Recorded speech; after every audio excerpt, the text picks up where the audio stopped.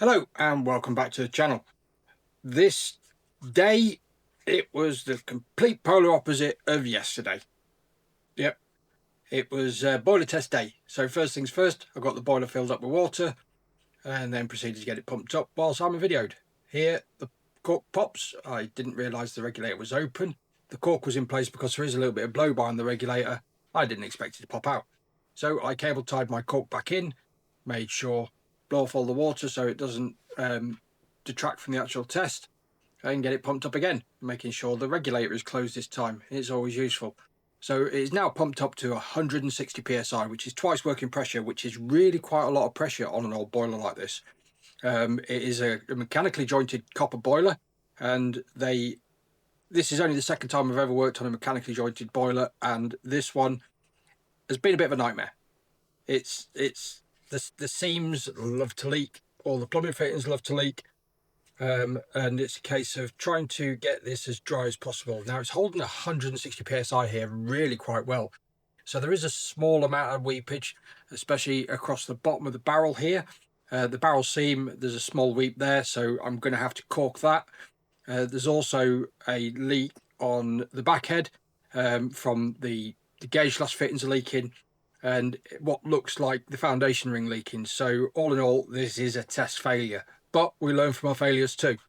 That takes me on to taking all the water out of the boiler. Now this boiler holds about 1.5 bucketfuls of water, so it really is full. A lot of weight in that water. But yeah, got the water out, and then it's a case of cleaning off the foundation ring. So I've got a wire wheel on an angle grinder, wearing me leather apron to stop all those lovely shards going into my belly, as I've had that many times. You get the wires fly off. But yeah, cleaning off the foundation ring, making sure I can see the wood for the trees. And then I'm also going to buzz across the bottom boiler seam here, so the barrel seam, just so I can get a good visual on what I've got to look at. Now, I have the boiler set up on air. I am using soapy water and a paintbrush to basically just wet the area. I find this really works quite well because I've emptied the water out of the boiler. I'm not filling it back up again to do another hydraulic test. It's too difficult manoeuvring this boiler, flipping it upside down if it's full of water. So it's a lot safer way of doing things. With the soapy water, I will be redoing the hydraulic test, but this is so I can get a visual on where any defects are. Now the foundation ring here is absolutely perfect. I'm checking, and there is the big leak that was causing the wetness on the foundation ring. So that is going to get peened, which I'm doing here.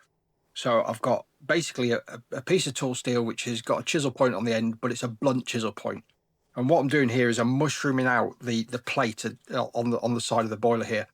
So it's known as corking, and it's basically just spreading the material there to fill the gap. And this is probably the first time I've ever really tried this. Normally John's here to help me, but this is me having a go on my own, and I actually achieve success here, which I don't like boiler work at the best of times, and for me to be able to get this boiler sealed with a hammer and a chisel, it's really cool.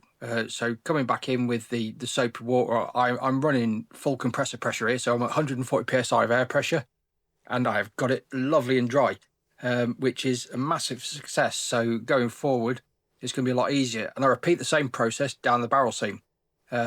It's just basically spread the material back to where it belongs. Yeah, happy days. Now, what I'm doing here is I'm doing a test on the pressure gauge. So this is a calibration jig or calibration machine that we've got, and this is really, really accurate for testing the pressure gauges. Now, the operating pressure of this locomotive is 80 psi, so I intend on putting 4 20 psi plates onto the disc, which is hydraulically loaded, and you turn the handle lots over on the left of the screen, and you want to make sure that plate is floating, and you wind the handle in just like that. I'm making sure I've got the valve open the correct way, so you wind it in until that plate lifts, and then you give it a spin, and then that settles it. So as I said, I'm setting this pressure gauge to 80 psi, so I'm slowly adding one plate at a time, turn the handle, get it raised, so once it's free spinning, it's basically in the air, I can then add another plate. and it's rinse and repeat, and you can see the pressure gauge going up nicely. So there's the third plate, that's 60 psi. It's actually reading 60 psi on the pressure gauge, which is exactly what I want. And now on with the fourth plate, and it is now reading 80 psi.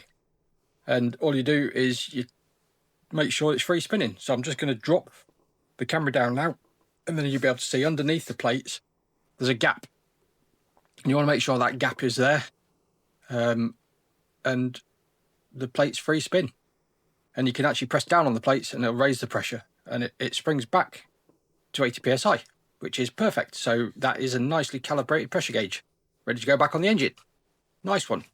Now I've just got to put this machine away. Right, next step is to find out where all the leaks on the back end were. Now again, I'm using the soapy water method. I've got pressure gauge fitted. You can see it's holding around about 45 psi there. I've not got it wide open, and I just want to find out where all the leaks that were causing the wetness on the foundation ring earlier. So I'm just going through all these fittings. Now all these fittings were, all this pipework was already done. It was just in a box. It just needed bolted on. The whistle valve is wide open, so I'm going to need to address that. And pretty much every joint leaked, apart from the pressure gauge joint at the bottom. The pressure gauge joint at the top was leaking, but it looked like it was leaking at the bottom, but that was just blow off. But yeah, top and bottom gauge glass fittings leaking, blower valve leaking, blower pipe top and bottom leaking, manifold pipe leaking. It was a bloody mess. So I'm going to have to attack all this now. So I'm going to take my other camera into work tomorrow, because you can't really see the kind of damage that is inside these fittings. There's a lot of corrosion and build up inside the fittings, and I can't get a nice tape, a nice seat. So I'm going to be reworking all this tomorrow. As I say, I'll take my other camera into work tomorrow and get a bit better close up of all these fittings, because you can't really see the tapers are a little bit knackered, to be fair. So I'm going to remake everything. There's also some really sloppy threads. Some of the threads are not long enough. Some of the threads don't go all the way down the fitting. So the nuts are bottoming out before they've even gone tight.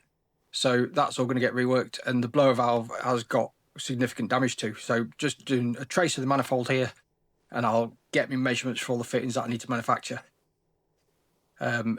This is just the way I do it. I write it all down. I get it all in my head. I go through, get all my fittings all made up in one hit. I don't just do one and then go back to it. I'll just spend 15-20 minutes at the lathe, make up a load of new fittings and get them all popped in, and hopefully in time for its next hydraulic test. So I've got a fitting that goes in at the side. That is the steam delivery to the manifold. The fitting that comes out from underneath the top of the T, that feeds to the blower, and the one that comes in on the right hand side, that feeds to the pressure gauge. So this is a pressure gauge fitting. It's 1/4 40 on both ends. All the measurements I'm taking here, they're all imperial threads. I've got 1/4 40, I've got 5/16 32, and I've got 3/8 32. So when it comes to manufacturing, I know both ends of the fitting can be exactly the same, although I will have a taper on one end to accept the pipe fitting on the end of it, and just going through and checking, making sure they are matching threads, matching pitches. So I'm not going to end up trying to put the wrong thread in the wrong hole and end up damaging any of the components. And it is just a quick measure. I've actually swapped over my gauge tools here, because the one where I've taken half a dozen blades out and just put it on a bolt, which is fantastic because these are the only ones I really use, and it makes it nice and easy. And this is my plan of action. First thing in the morning, get all these fittings made up.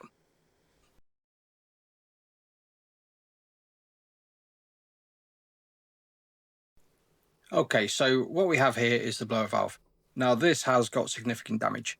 The part that screws into the boiler, which is the 1/4 26 thread on the end here, this is actually tapered, so it doesn't really get tight until you're onto the last half a turn. So that needs to be remade so it's got a parallel thread. So I'm going to have to chop that piece of brass off the back of it, remachine a new piece and solder it on. On the opposite end of it, where the handle goes, the nut that captures the seal is fractured. Now, the fracture is caused by the fact that it's overpacked. There's far too much packing material in there. There's only one thread holding it on, and the threaded portion here is bizarre. There's been a couple of times on this loco where you go to measure a thread and it doesn't equate to anything.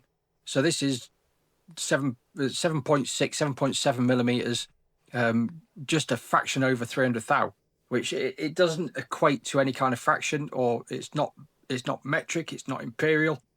Oh, maybe it could be M8. I'll have a look at that in the morning. It could be M8. I don't know. Yeah, it's bizarre. But inside the nut, it is absolutely jam-packed full of what looks to be PTFE, but there's also some graphite impregnated string underneath it. And it's rammed in there solid. And that is what has caused the nut to fracture. So when you've tightened it to try and seal the threads on the screw part of the valve, it's just, if it keeps leaking, don't just keep adding more. I had to bloody jinx myself, didn't I? Had a fantastic day yesterday. Had a bit of a miserable day today. But with any project, really, it's the rough with the smooth. And this is all new stuff. I've been putting off the boiler all the way through this project. I've really not been looking forward to doing this one. As I say, I've only ever done one mechanically jointed copper boiler before, and that was a nightmare as well. Just getting the seams to seal, it's hammer work, and it doesn't always work. But we got there. Fingers crossed. Simon's back in the morning, so I'll give it another crack at a hydraulic test.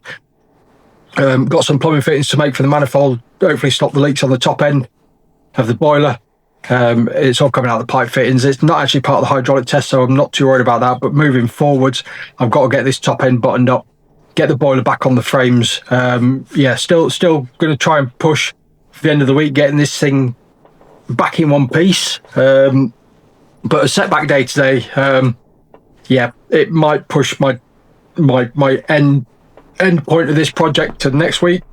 But fingers crossed, tomorrow's going to be a good day. As always, thank you very much for watching. Please like, comment and subscribe, and I'll see you in the next video.